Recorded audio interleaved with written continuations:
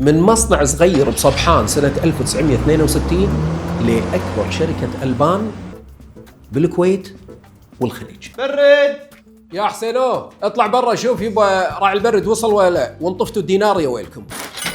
يلا ويجيب لي انا ابو ذهب. ها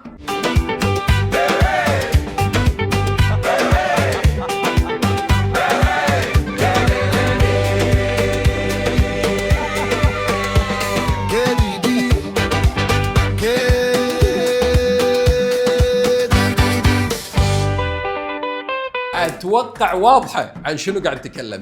شركه KDD. ما نسولف احنا وايد. الله، عصير تفاح. تدري هالعصير هذا كل واحد فينا له ذكرى قديمه وياه. عصير وقت المدرسه، برد بالصيف، منو فيكم ما يعرفه؟ حليب كاكاو من الطفوله الين اليوم، منتجاتهم ظلت ويانا وصارت جزء لا يتجزأ من حياتنا اليوميه.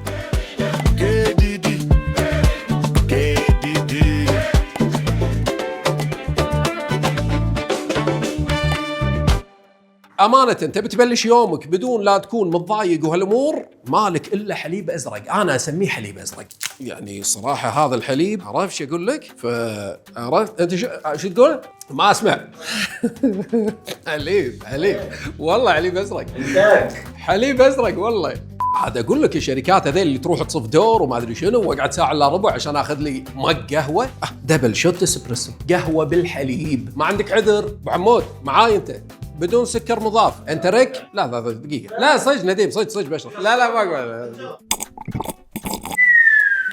جيمر وعسل، الوجبه المعروفه. منو فينا ما يحب جيمر وعسل؟ نديم جيمر وعسل الريج لازم ترى جيمر وعسل. قبل النادي وقبل سوالف التمرين. ما تمرين سناك يعني شنو؟ هذه عباره عن وجبه. ذاك اليوم بعيد الشر عنك كليت من احد هالمطاعم وحاشني تسمم. كان ادش على الدكتور شنو قال لي؟ قال لي يشرب 7 اب وروب KDD. اذا حاشك بعيد الشر عنك تسمم مثل ما حاشني، مالك الا روب KDD، غيره لا تدور. شركة KDD هي أول شركة متخصصة بالألبان والعصاير بالكويت، وتعاونت مع شركة دنماركية للألبان، وفي عام 1982 صارت مملوكة بالكامل للكويتيين، وافتتحت مصنعها الجديد بصبحان، ومن هناك انطلقت منتجاتها ما كانت محصورة على الكويت بس، ولا على الخليج ولا الوطن العربي، بل وصلت للعالمية.